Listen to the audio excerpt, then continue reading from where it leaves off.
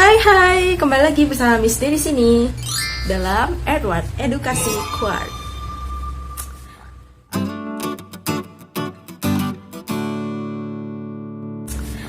Oke, hari ini Miss D akan membahas tentang interferensi. Kalau kemarin kita sudah bahas tentang difraksi, di mana difraksi itu adalah pelenturan ya dalam sifat-sifat cahaya. Dalam hal ini pelenturan gelombang cahaya itu sendiri. Sedangkan kalau interferensi itu adalah perpaduan.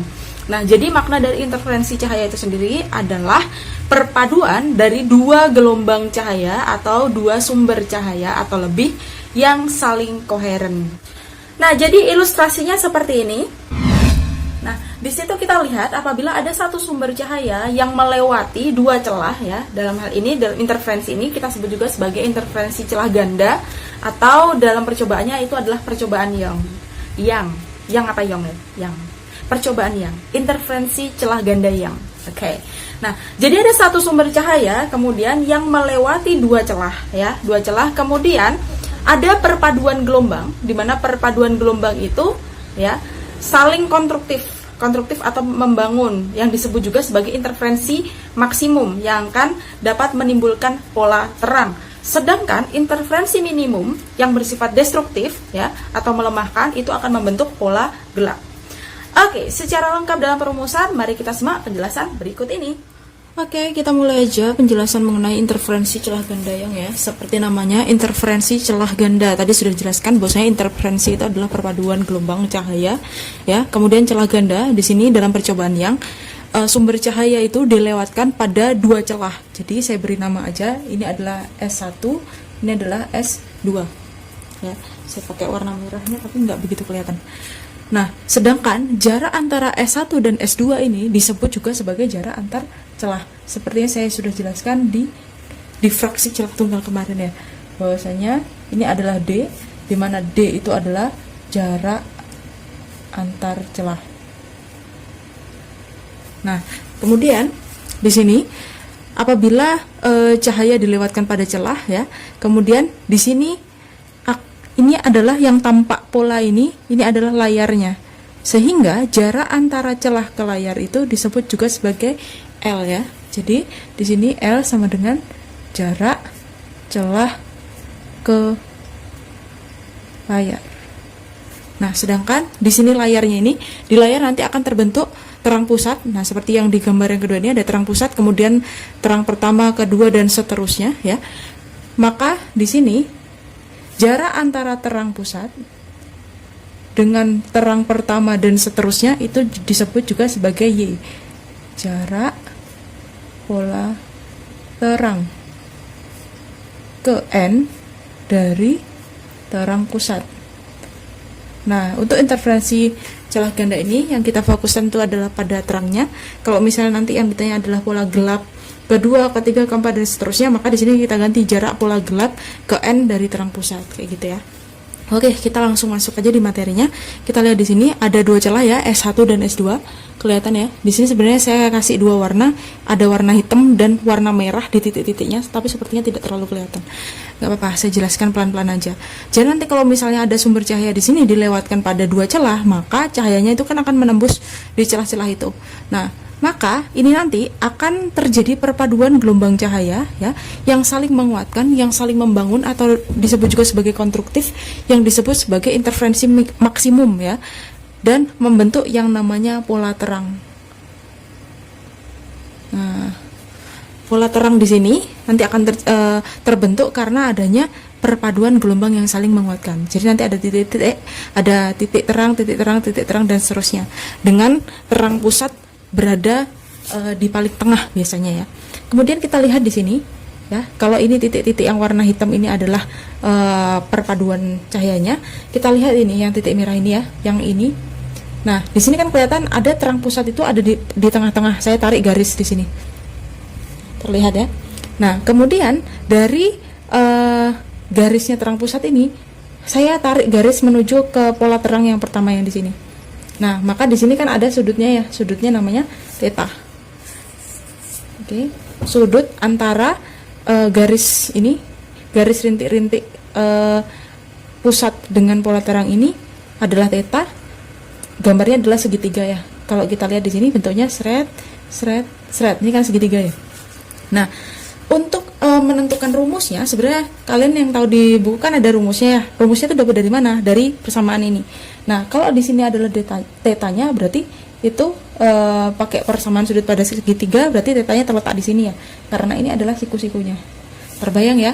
Coba saya gambar seperti ini.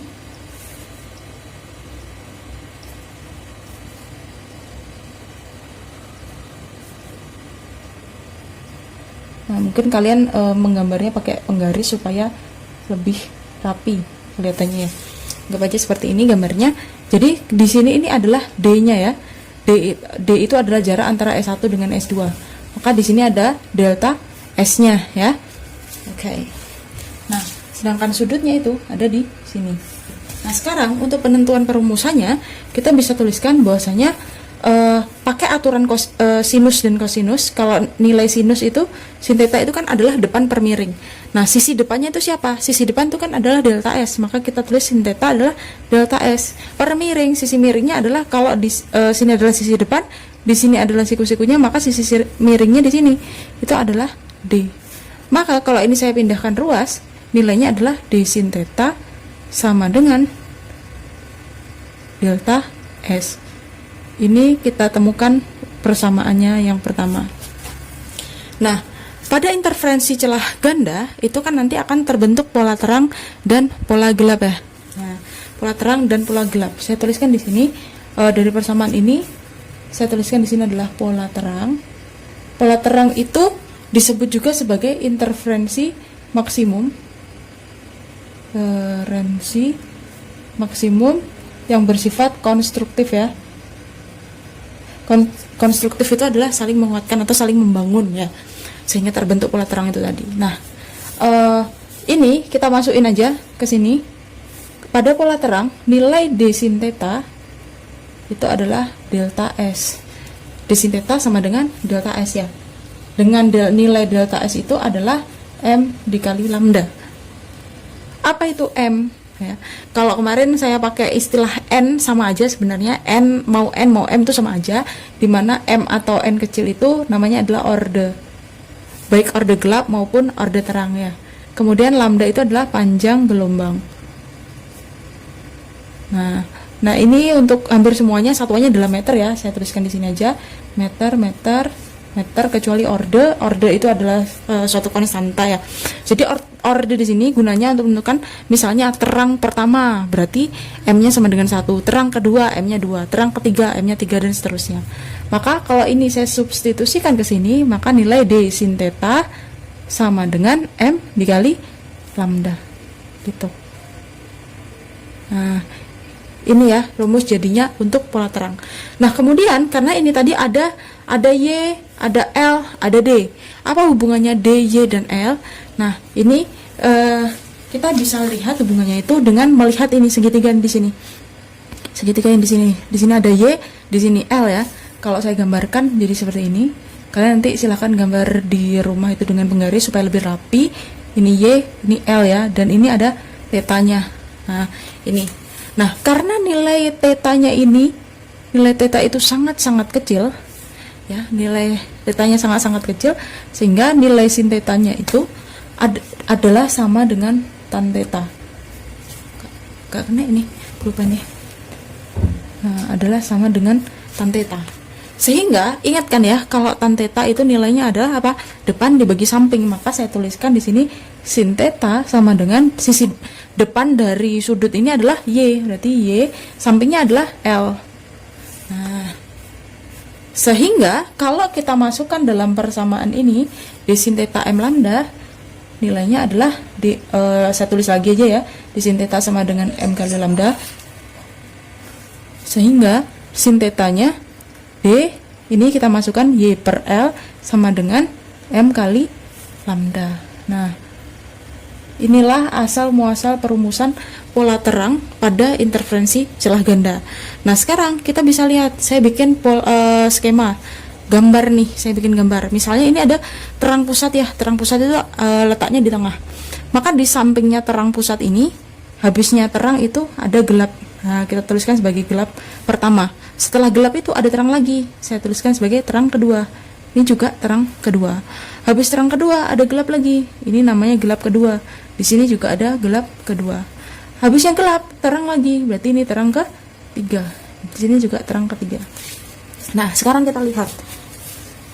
Sebelum kita masuk di perumusan, kita kan tahu kalau misalnya pola terang itu d sin theta sama dengan m lambda. Jaraknya adalah sebesar m lambda. Oh, ini saya salah nulis nih. Ini 1, ini 2. Ini 1, ini 2. Sorry. Nah, ini ya, jarak antara terang pertama dengan terang pusat itu kan 1 ya. M lambda atau nilainya adalah lambda. 1 kali lambda. Berarti kalau jarak antara gelap pertama ke terang pusat berapa? Kan tengah-tengah antara 1 dengan 0. Berarti berapa? Ini ke sini nilainya adalah setengah. Demikian juga antara gelap kedua dengan terang pertama, nilainya juga setengah. Jadi kalau misalkan kita urut nih, gelap pertama itu nilainya adalah setengah, gelap kedua itu nilainya adalah berapa? 3/2 ya. Karena 1 ditambah setengah ya, 1 ditambah setengah kan 3/2.